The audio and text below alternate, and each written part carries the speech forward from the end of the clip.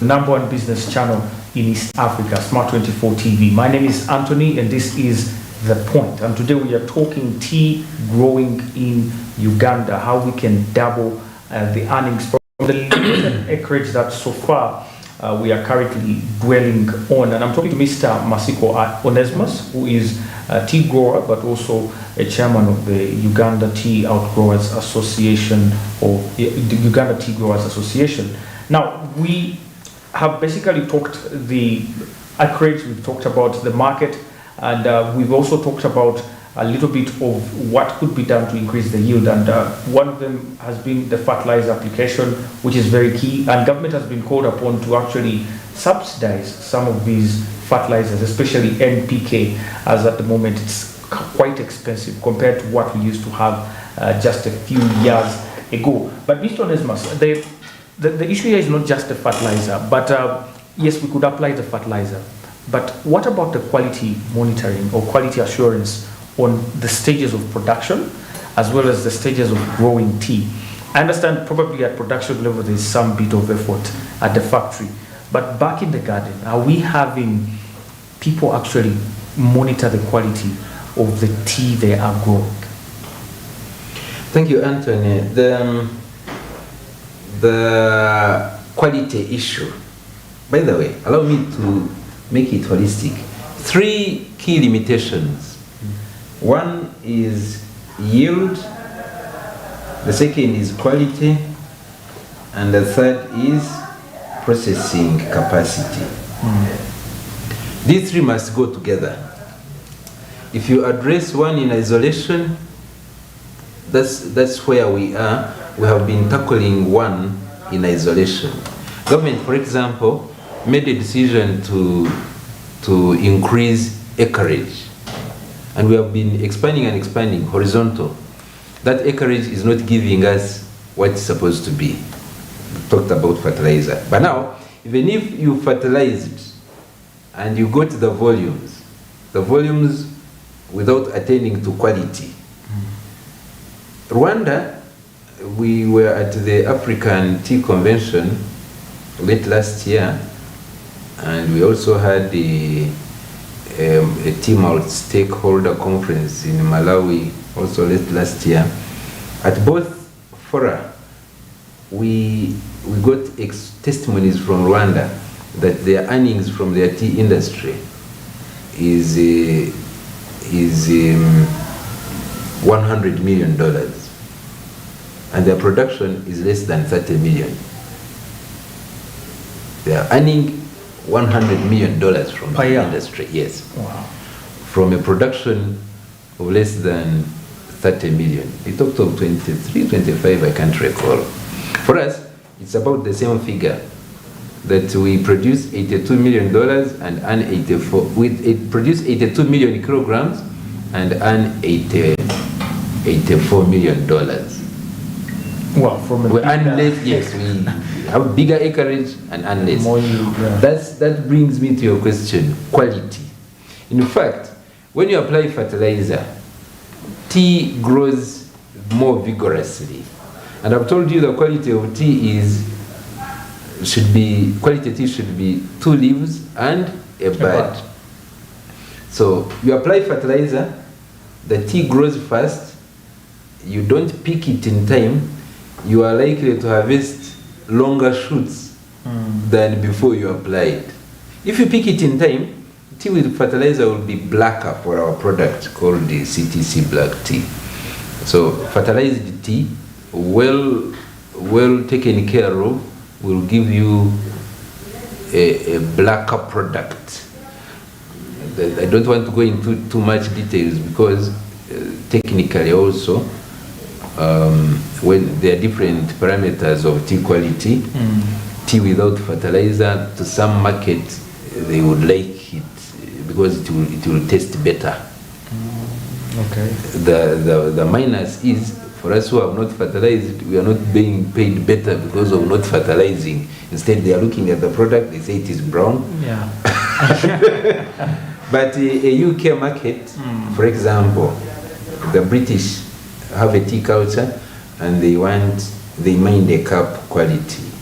And a garden which has had less fertilizer, if leaf was harvested in time, it will produce a better tea cup.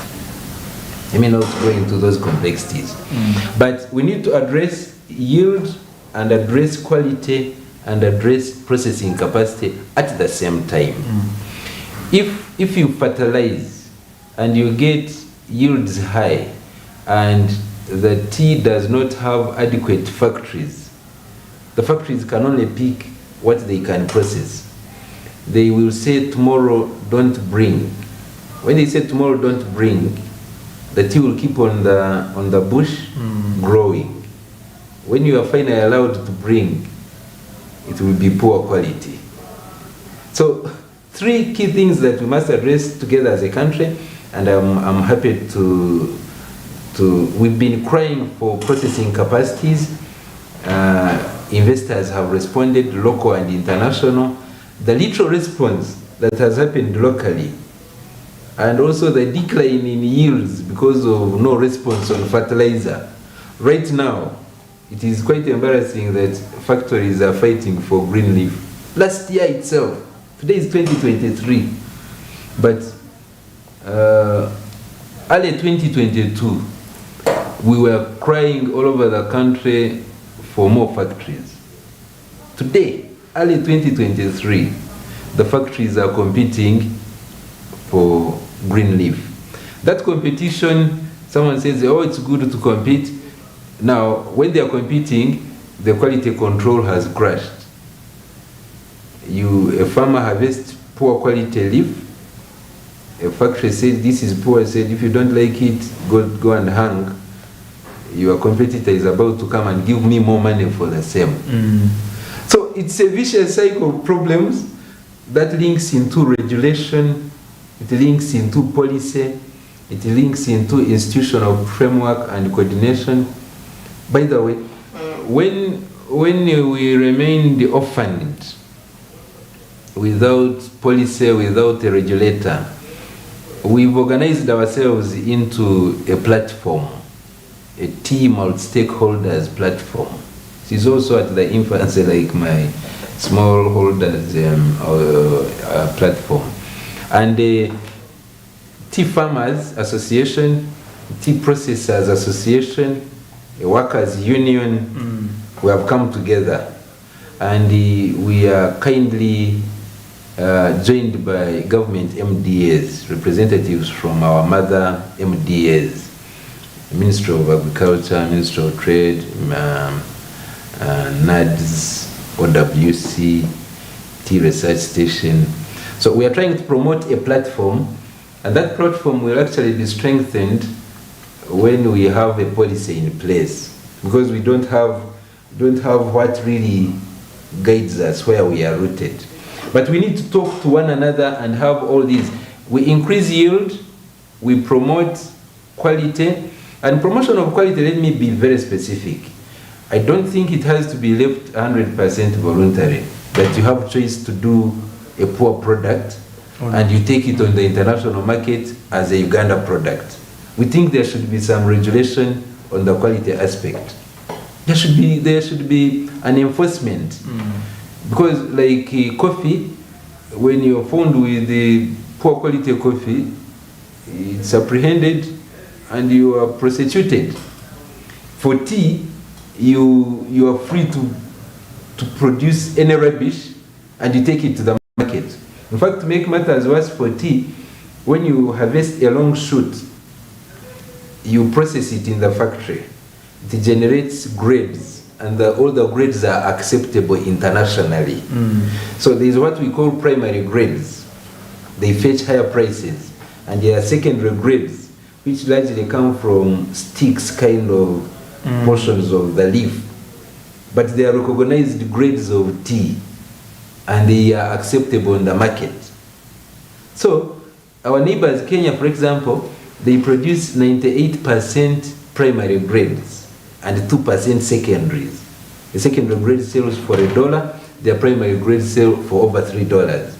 For us, we produce in Uganda around the best performance. Let me tell you, I'm a general manager of a tea factory right now, Mabale Tea Factory. Last month, our primary grades were 60%. And this was a very good performance compared to earlier. 60% primary, 40% secondaries. Secondaries which sell for less than $1. My primaries which don't exceed 1.5 because of the Uganda rating. Maybe let's put it in perspective. We do have this tea that is a little bit bigger in bulk. Like it has a bigger, I don't know what to call it in your language, but we call it bold.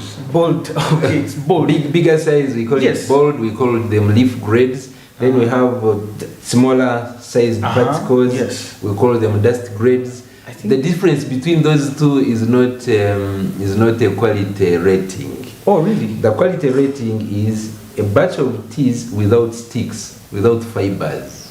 Okay, so you're grading it from the farmer's side? No. From the garden? No. It comes when it is a harvest. It goes into the processing factory. It goes through the machinery. The machinery, we do all sorts of, I don't want to go into the details of tea processing stages, but at the tail end of the processing, the machines separate fibrous tea from non-fibrous tea. Okay. For our tea, which is CTC black tea, it should be black, good black, it should be good ball, like it should be grainy. Okay. Then the fibrous tea will be like sticks, chopped into small pieces. Have you seen the teas being measured in cups? We know what. Yes, that's exactly it. The secondary teas, unfortunately, dominate our market for local consumption. So we don't even get to enjoy. Yeah, when I went to that tea factory, that's the first time I tasted, I think, the best tea in my life. The tea I used to have with my grandmother when I was very, very little. That is, I think, the second time I actually got to taste it. And it's just economics that secondary teas are more affordable by traders. Okay. And when they take them to the market, they make better money. So chukumi, you can even exactly even the chukumi in circuits. So the motivation for traders to buy good quality tea is low. Sure. So some people have never seen good quality tea grown by themselves in the country and is enjoyed by the international market. But back to my point, the quality aspect needs to relate also to processing capacities. That there must be enough tea processing factories that when tea is harvested in time, apply fertilizer, yield high, harvest it in time when it is still short, it doesn't generate fiber, take it to the factory, get a high percentage of primary grades, then your average price will be high. But right now, what Uganda is averaging, that $35, is brought about by a big proportion of secondary teas in our product range. And we think we should take a level to enforcement. My thinking was, without waiting for a law, why wouldn't we have UNBS generate a standard for tea green leaf, which is enforceable? Don't we have currently a standard? No. We don't. We have a standard for finished tea. Okay. At UNBS, a standard for made tea. But we don't have a standard for the harvested leaf. And I think, I don't want to wisec into that area, I think there are mandate issues between who should regulate or control the product from a garden.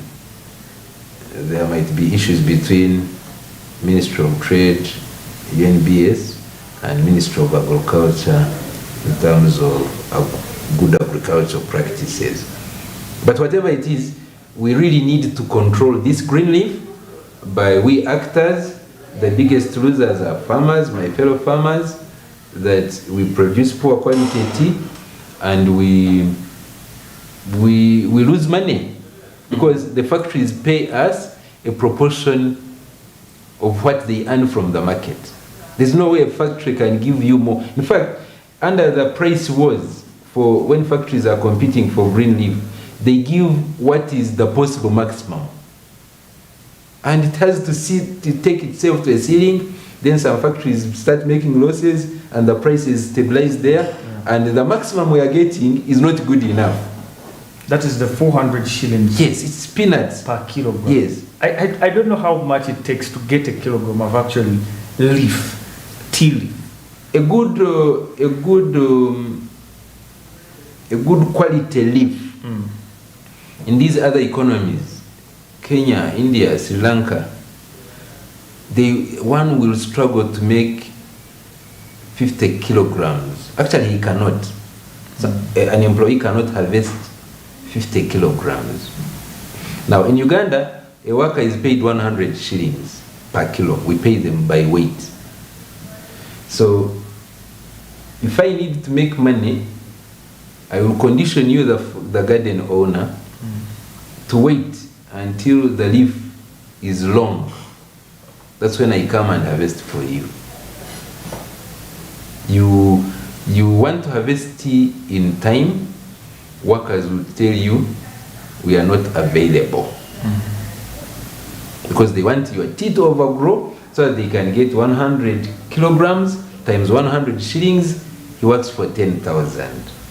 In Kenya, a good quality tea, someone walks home with 30 kilograms in a day. So me, I'm a plucker, we call them pluckers. Can I work for 3,000 shillings? No. So what do? I will create a situation whereby I must pick overgrown leaf from your garden. It's a vicious cycle. Someone needs to break it holistically. We are pointing fingers at one another, and it doesn't work. You don't say when you say bring 2 leaves and a bud, and he harvests only 25 kilograms, you must be prepared to pay more as a farmer, as a garden owner. As a garden owner, to pay more, you must be earning more from the factory. As a factory, to pay more, you must be earning more from the international market. For the international market to give you more, you must bring better quality tea. So it comes back. So we need to break that cycle. And that's where a policy needs to be in place. 2 things, government policy and the actors working together. Yeah, absolutely. Now let's talk about product diversification before going to our last break here. Tea has changed. I've seen so many other things. I don't know if it is still tea on the market, but there are things that are close to tea. And that is, to be just specific, I'm not giving the example of a factory, but it's Chisubi, for example, Chisubi tea.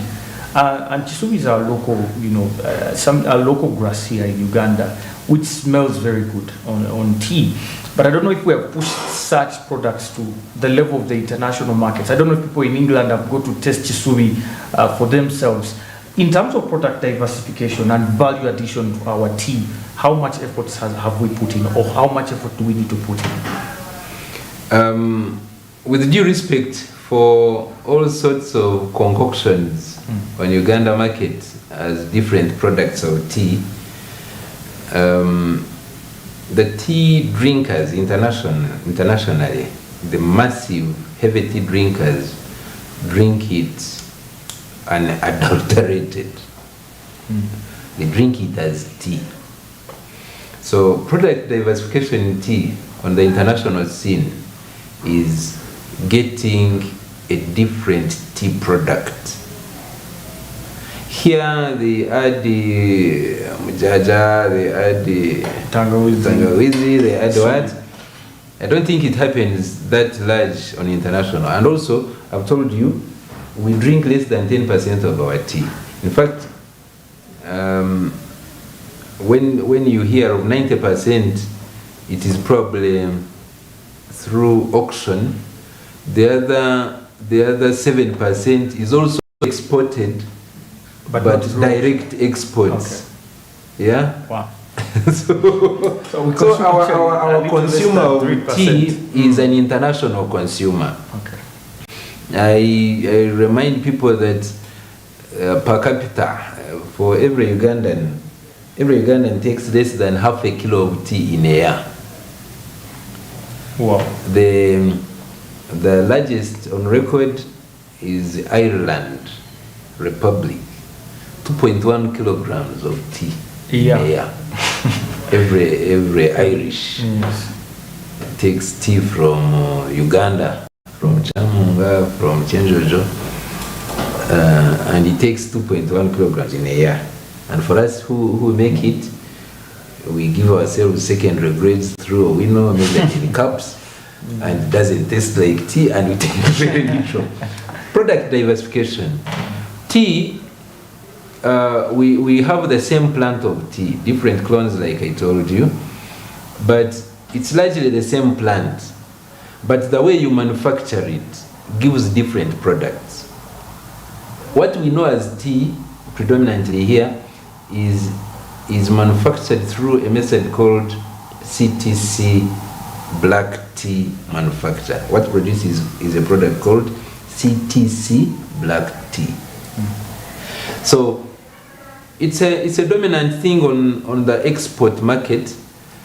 The major counterpart, which is green tea, where they process it without making it black, is predominantly made by China, and they drink it themselves. China produces more than 3 billion kilograms of tea in a year. I told you we do 500 million at Mombasa auction. Collectively, all the tea growing countries that sell at Mombasa auction, we do 500 million. China does 3 billion, but they consume it, almost everything. Because Kenya is the world's largest exporter of tea. I may need to qualify my statement, at least of CTC black tea. India produces much more than us, but they drink it themselves. Now, the international consumers of tea, there is a growing trend of tastes, and we call them specialty teas. It's differentiated through manufacture. We don't do CTC black tea manufacture. You can do green tea also. Now, the research is generating some varieties of tea which have very special qualities that when you take out a product, it will be sold at a premium. I'm talking of $1 and $2 and $3 as premium. There are some teas which sell for $25 a kilo. $25 a kilo, but that is a specialty tea. There's one right now, what is trending on the globe is purple tea. Wow, purple tea. It's purple tea. A plant grows, and instead of being green, it sends out purple shoots. And you make purple tea out of it. And when you process it, you make purple tea. And in the cup, it is purple. Wow. And the best way, health way of taking it is taking it without milk and without sugar. If you want a bit of taste, maybe those who can afford honey. But tea, to do you best, is taken without sugar and without milk. Yeah. And so you get that cup of purple tea. The health benefits so high. Purple tea has been bred around the country, around the world. Kenya has patents for it. They have generated their purple tea and they don't want it out. We are talking to them and we are talking to our governments to talk to one another at their level. For us at our commercial level, you cannot smuggle it here. There will be international penalties that will be quite heavy. Yeah. But talking about doubling earnings from existing acreage, I'm talking about the conventional way of doing things. If we went smart and contemporary, and we went into specialty teas, if we went into more of cottage processing, if you go to China, you'll not find the big factories that we have here. You have small households, each of them producing. Yeah. And you know, the touch that comes from a family cottage processing, it will give it the specialty that would be dedicated to generating those dollars, the $25, $50 per kilo of tea, because it has been made in a so smart. There's a tea where you harvest a bud, just a bud. I saw the people harvesting it in a picture in India, I think. They use a plate instead of harvesting into a basket. You go with a plate and you are nipping the buds and just putting on a plate, and you go and process it in a very customized way, and that's when you attract that much. So there's that big scope. I'm sorry I've taken you away from the Chisubi and what. I don't think those are really. I don't think those are products that, for me at my level, that I would aspire to. I would aspire to our country going into cottage processing, having more families going into value addition. A new factory of tea under CTC technology will cost $5 million. But why wouldn't you get some small machine from China? Why wouldn't you get a solar dryer? Yeah, and you dry it yourself. And you dry it yourself. We're coming back with that story. We are going into our last segment, Mr. Masiko here, and it's getting more and more interesting. As we, of course, get into the close of the show, we are going to talk about that small scale, but also the call for action from government, from the farmers, and from people out there. Somebody probably is watching the show and is getting interested in the discussion. They would want to start. Where do they start from? This is Smart 24 TV, and you're watching The Point. Stay with us.